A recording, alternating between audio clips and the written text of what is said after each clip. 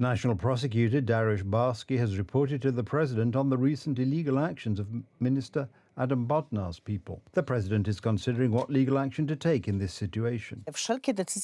Any decision taken by an unauthorized body is, in principle, an invalid decision. This is confirmed by this situation from a few months ago, highlighted by Radio WNet. The judge, Pavel Dobosh, who belongs to the ranks of the Justia supporters and is not called a neo-judge by the pro-government circles, questioned the status of the acting prosecutor, Jacek Bilewicz. He disagreed with the application of operational control to a citizen appointed by the prosecutor's office, pointing to the flawed status of then acting prosecutor Jacek Bilewicz. This is a whole series of procedural actions that are currently being challenged due to the fact that there was an illegal takeover of the National Prosecutor's Office in the name of some political intention. It all started in January when Adam Bodnar stopped recognizing Dariusz Barski as National Prosecutor hour by hour, claiming that he had returned from retirement in violation of the law. In his place, he appointed acting prosecutor Jacek Bilewicz in a way that was not allowed by law. Adam Bodnar's attempt to force his way into the prosecutor's office was recorded by Deputy Attorney General Robert Hernand. Na jakiej podstawie został odwołany pan prokurator krajowy? Na podstawie przepisów artykułu 47.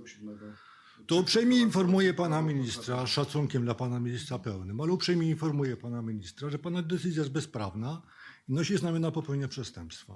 Subsequently, the Minister of Justice announced a competition for a national prosecutor and Dariusz Korneluk was appointed, illegally. Since then, the prosecutor's office, run by Adam Bodnar's people, has had many spectacular successes, such as the illegal detention of Marcin Romanowski.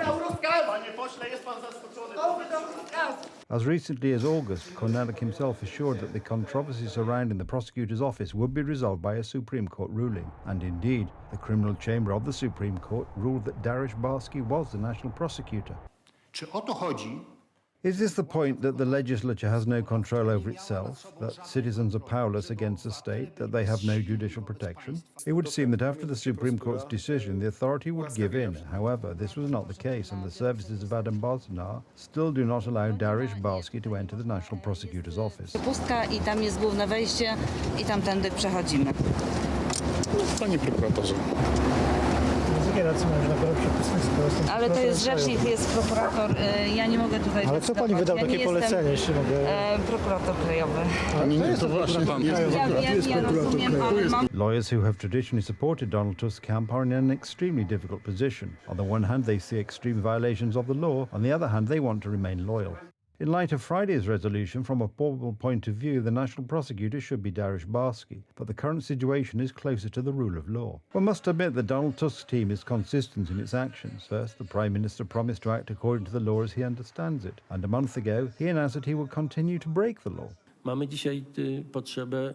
Today we have the need to act in these terms of democracy fighting for survival. We will probably make mistakes more than once or commit acts which, according to some legal authorities, are incompatible or not fully in accordance with the provisions of law. Such actions are an obvious negation of the rule of law and lead Poland into a state of dangerous anarchy. If someone says that he cannot govern without violating the law, well, he should not govern. This is quite obvious. It follows from the oath he has taken.